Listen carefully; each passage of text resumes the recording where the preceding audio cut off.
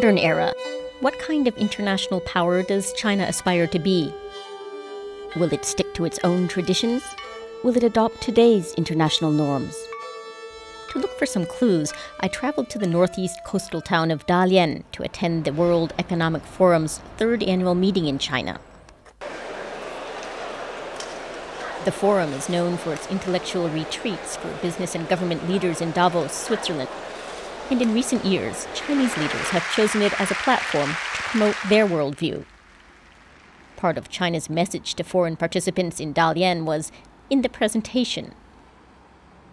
There was the grandiose conference hall, surrounded by fantastic buildings, and over-the-top hospitality, like the welcome committee. Alongside discussions about the economic crisis, there were lots of sessions on China's illustrious past. Participants heard how for much of the past 2,000 years, China was a leading cultural, political, technological, and economic force. In the 2 millennia before 1840, China consistently accounted for a quarter to a third of the world's economy. Then the empire disintegrated. China was carved up and humiliated by foreign powers. Its economy shriveled. Now, 30 years after former leader Deng Xiaoping reopened the economy to the world, China is on the verge of surpassing Japan to become the world's second biggest economy after the United States. Now that China is regaining some of its former prowess, what will it do with its influence? Prime Minister Wen Jiabao gave a taste of his nation's new confidence and a sense of its style when he, ever so politely, broke with protocol and stepped on the organizers' toes.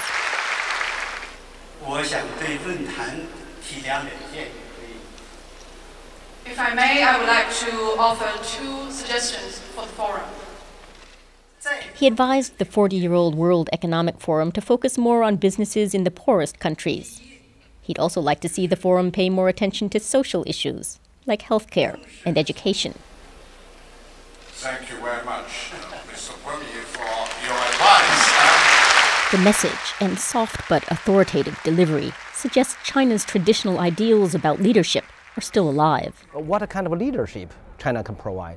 I think China will provide a leadership based on its traditional political thoughts. Professor Yan Xuetong spoke on a panel about East Asia's growing power and is one of the new thinkers helping shape China's emerging role in the world. The influential author is digging into China's past and combining old philosophies with modern ideas to arrive at a uniquely Chinese style of leadership. According to Chinese political philosophy, there could be 3 kinds of political leadership for the world. And true king, that's the first one. The archetypes can be seen in art and temple displays. And the second one is a hegemon, and like the United States. And third one is real politics, like the UK in a colonial period. So true king leadership will emphasize international norm, emphasize the international order, emphasize to maintain a stability based on norm rather than based on capability only. So for the hegemon power, they will emphasize to maintain the world order based on mainly on the power, and meanwhile, and they need the credibility to consolidate their political power in the world. And for the real political leadership, they never care about the morality. They do not care about international norms, and they only consider what capability they can use to establish order according to their will and interests. Which style of leadership will China eventually embrace?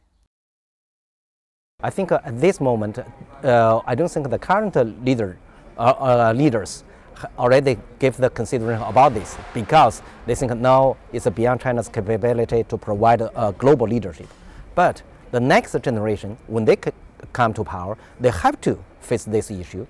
Personally, I hope they select the true king leadership rather than hegemonic leadership.